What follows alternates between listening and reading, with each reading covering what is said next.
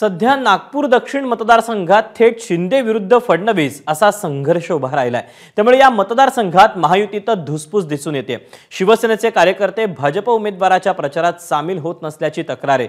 त्यात या ठिकाणी झालेल्या प्रचार सभेत मुख्यमंत्री शिंदेंनी फोनवरूनच भाषण दिलं। नेमकं काय घडते नागपूर दक्षिण मध्ये पाहूया।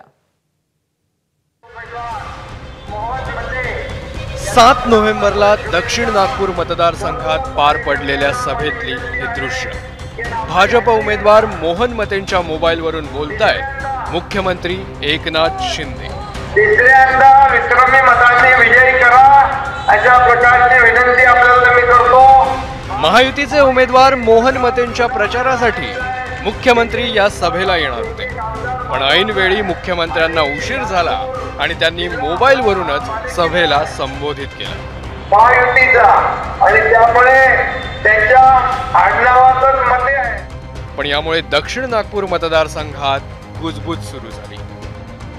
मोहन मते हे दक्षिण नागपूरमधून महायुतीचे उमेदवार आहेत, तर त्यांच्या विरोधात उभे आहेत काँग्रेसचे गिरीश पांडव। मात्र यात महत्त्वाची गोष्ट अशी की गिरीश पांडव यांचे भाऊ किरण पांडव हे मुख्यमंत्री एकनाथ शिंदे यांचे अत्यंत विश्वासू आहेत आणि आपल्या या खास माणसाच्या भावासाठीच मुख्यमंत्र्यांनी दक्षिण नागपूरमध्ये प्रचार सभेत येणं टाळलं असं बोललं जात आहे। दक्षिण नागपुरात आधीच भाजप आणि शिवसेनेत धुसफूस आहे। महायुतीत असूनही शिवसेना हवी तशी साथ देत नाही अशी भाजप कार्यकर्त्यांची तक्रार आहे। एबीपी माझाशी बोलताना भाजप उमेदवार मोहन मतेंनी कार्यकर्त्यांची हीच भावना बोलून दाखवली। बसवून बोलून लोकांना फक्त लक्ष्मी दर्शन करून एवढाच त्यांचा धंदा आहे। छोटे छोटे कार्यकर्त्यांना आमिष दाखवणं, त्यांना पैसे देणं, त्यांच्या बैठका लावणं, हेच काम त्यांचं चालू आहे। परंतु आमचा सामान्य कार्यकर्ता, आमचा बूथ प्रमुख, शक्ती प्रमुख काही विकाऊ नाही, विकल्या जाणार नाही। त्याच्यामुळे त्यांचं काम त्यांनी करावं। मी शिंदे साहेबांना या संदर्भात सांगितलं आहे, त्यांचा निर्णय ते करतील। दुसरीकडे काँग्रेस उमेदवार गिरीश पांडव यांनी किरण पांडव युतीच्या प्रचारात दिसत नसले तरी ते माझाही प्रचार करत नाहीत असं स्पष्टीकरण दिलंय।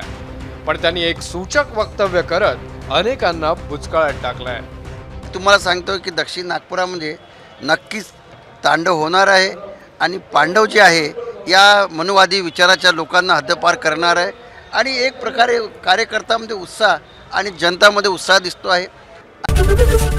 एबीपी माझा, उघडा डोळे बघा नीट।